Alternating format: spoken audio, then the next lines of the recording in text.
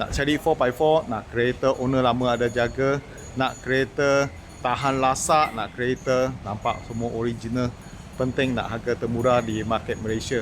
Okey, ini hari Seri baru dapat ni tahun 2017 Mitsubishi Triton 2.5 auto yang 4x4.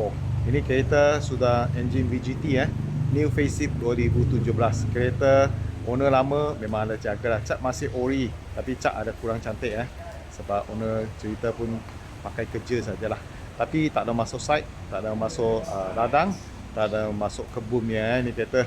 Okey, kereta ni engine, gearbox, suspension tak ada masalah, cuma cat tak cantik. Satu lagi cermin dia ada crack sikit. Ada crack sikit aircon semua sejuk, tak ada masalah. Okey, ini hari Seri juga nak jual harga termurah di market Malaysia 33,800 saja. Ini juga boleh buat full run kalau buat full run 500 lebih lah. Kalau ada bos tengah cari yang 4x4 4x4 auto okey ya, boleh tahan lasak ni lagi nampak memang sporty atau modern tahun baru-baru 2017. Okey, datang tengok ni buahlah, harga bajet 30 lebih punya. Okey, ni paling sesuai pada kata. Okey, sekarang Seri review ini kereta, kasih bos tengok. Selamat petang bos. Seri baru dapat trade-in kereta baru, ini tahun 2017 Mitsubishi Triton 2.5 auto yang 4x4. Ini adalah VGT engine VGT. New facelift, new model tahun 2017. Okey, ini kereta satu owner pakai sampai sekarang, tiada kemalangan, tak ada banjir Kereta engine, gearbox, suspension tip top, aircon sejuk. Okey, ini kereta ada 2 ke 3 barang saja. Kena buat satu layer cat lah. Cat dia kurang cantik Dia ada cala-cala. Kalau untuk nak pakai family, nak cantik-cantik, kena buat satu layer cat 1,800. Nombor 2, cermin ada crack sikit, Ni belanja kena 1,000 lah kalau cermin. Dengan satu aja seat. Kalau seat nak cantik-cantik kena touch up kena touch up itu seat yang driver side saja. Itu 300 lah. Itu saja, lain semua okey. Kereta memang cun cantik tak ada accident, tak ada banjir kereta. Okey, kita tengok lampu dia. Lampu memang nampak cantik lagi. Elok-elok. Grill besar pun okey. Cuma cat kurang cantik lah ni. Cat sudah ada sikit-sikit tak cantik, cala-cala sikit. Tapi accident tak ada Geser besar pun tak ada, sikit-sikit cala saja. Kereta ni engine, gearbox, suspension bawa sedap lagi.